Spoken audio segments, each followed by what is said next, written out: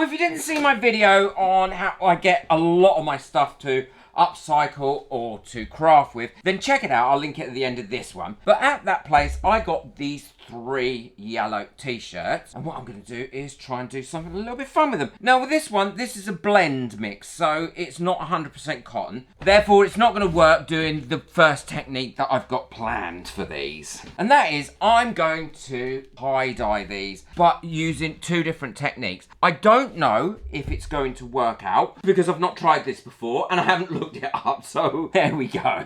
First one I'm going to do is the little scrunch up, going from the sides like this, and then just kind of interweaving it and fanning it as I go along, like that. And then I've got that all put together, and now I can put my elastic bands on it. And I want these elastic bands to be on quite tight on here, there, like that. And I'm going to go down in, they don't need to be equal spaces, but what I'm going to go down is put elastic bands on it all the way down. Now sometimes I wet the cloth before I start, and sometimes I leave it dry. This time I'm not going to wet the cloth, and the reason for that is I'm going to be using bleach on this anyway, and then once the bleach is on there, it's not going to spread out as much if it's on drier cloth. So that one's all done up now and ready, and this one, again, I'm going to do slightly different. What I'm going to do is put that there like that, pinch the middle and twist this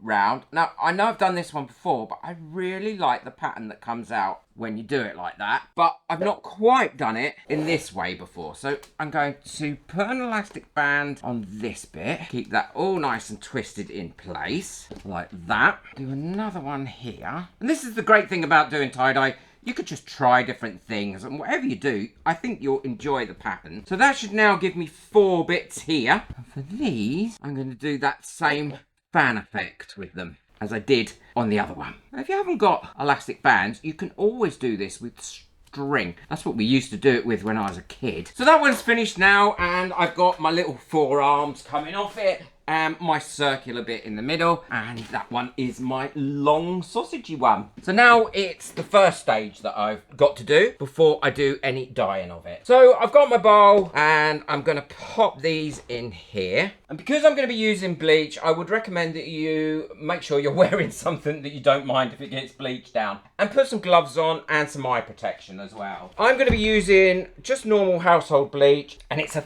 thick bleach as well, because I think that the thick bleach is actually better. It works better. It seems to stick in your areas a little bit more. And all I'm doing is coating everywhere. Make sure you work in a well ventilated area as well, because obviously you don't want to be breathing in bleach. And I can already see that it's starting to lighten that. Look, what I'm going to do is just turn that over and just make sure that I've got covered all well enough on the other side. And then I'm going to cover that with some cling wrap so it doesn't evaporate off too much. And I'm going to leave that for about an hour before I do anything else with it. So while that's bleaching, I'm going to give that about another 3/4 an hour. I'm going to mix up my final colour. I'm going to use red, because I know that red and any yellow left on there will go orange. So you'll get yellow, orange and a darker red. Now I buy my tie-dyes like this, so they're already in the bottles. And this kit is really, really cheap. Goes quite a long way. But you can also buy additional refills for it as well. So you've got the bottles and you can just keep refilling them. All you need to do is fill it up with cool water to the top of the sticker and give it a good shake so it's all dissolved. I like to do this about 10 minutes before I'm going to use the actual dye, because that way I can be ensured that it is all really dissolved and it's at its most concentrate.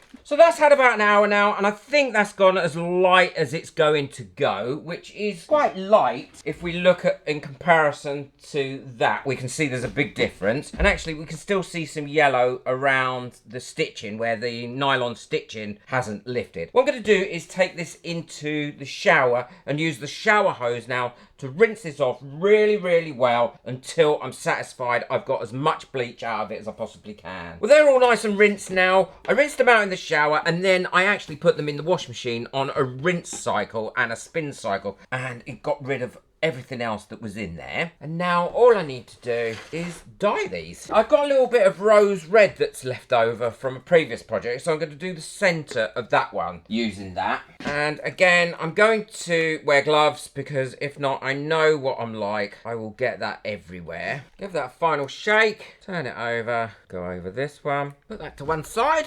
Put that in. I'm just going to mix up a bit more red. Actually, I'm not going to mix up red. I'm going to mix up some dark orange. I think that will look really nice. And then the last colour I'm going to put on there is a fuchsia. And I'm not putting too much of this on. I'm only going to put a little bit of this around. Okay, that's going to be enough. And now what I'm going to do is cover that again with some cling wrap so that it doesn't dry.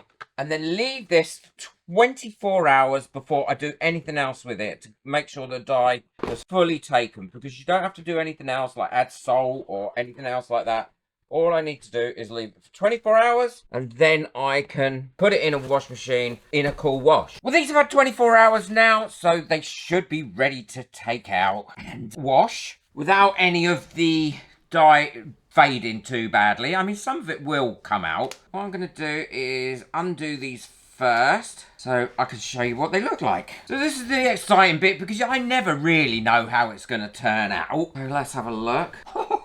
I love that. So it has got some of the darker yellow in, some of the lighter yellow as well, some definitely red and orange. I think that one has come out really good. Yeah, I love that. So let's have a look at the next one and then I'll put them in the wash and show you what I'm going to do once they're washed and dried to finish them off. So let's take a look at this one and see how it's turned out. Well, that's turned out really well. I quite like that. So you've got the spirally bit in the middle with different colours, and then you've got each arm that's kind of coming down. Yeah, I think that's come out really well too. Let's get these washed and then we can finish them off. So these are all dry now and they're ready for their final bit. I'm going to put a little heat transfer on them. First, I'm just going over them to get any lint off or anything like that. I've already cut out my transfers. The first one I'm putting on is I'm not old, I'm vintage. And that's going there. I always do them by eye. I don't know why. I should measure them. It's so lazy, really. And on the yellow one, which is one I'm going to keep myself, I think this will be a nice crafting t-shirt, especially for the money I paid for it.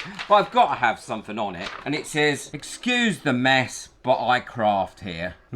Which couldn't be more true. And this last one, it says, "Wait, let me overthink this." Which is just typical of me. But also, it is one that people love when you do these funniest ones as well. And it's so easy. I cut these out on my Cricut using HTV or heat transfer vinyl. And then I just press them using my heat press. And this is one that I was sent. I didn't buy this one, but it is all singing and all dancing. It is lovely. I pressed them for 40 seconds one side. Look at that. Oh, it's so good. It's so much easier than my other one. And it doesn't get really hot. And I don't burn myself on it either, which is what I used to do on that. Times it all and does it all for you. I found for this HTV, at 160 degrees centigrade, which is about 312 degrees Fahrenheit, for 40 seconds on the front side, and then about 15 seconds on the back gives a great result. And this is a cool peel as well, so I have to wait for it to cool down before I peel it off. And once they cool down, just gently peel off your transfer tape, which is always part of the heat transfer anyway, so you don't have to buy this separately. And then we've got 3 t-shirts that really haven't taken very long to make. In total, including the heat transfer,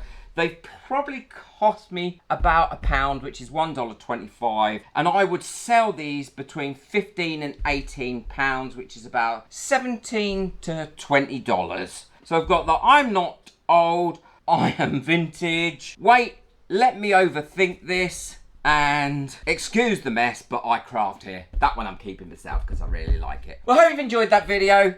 Check out the video that I've done before on different tie-dye methods. I'll link that at the end of this one. Boot that like button, hit that subscribe button. But most of all, enjoy your crafting and make some extra money. Take care. Bye.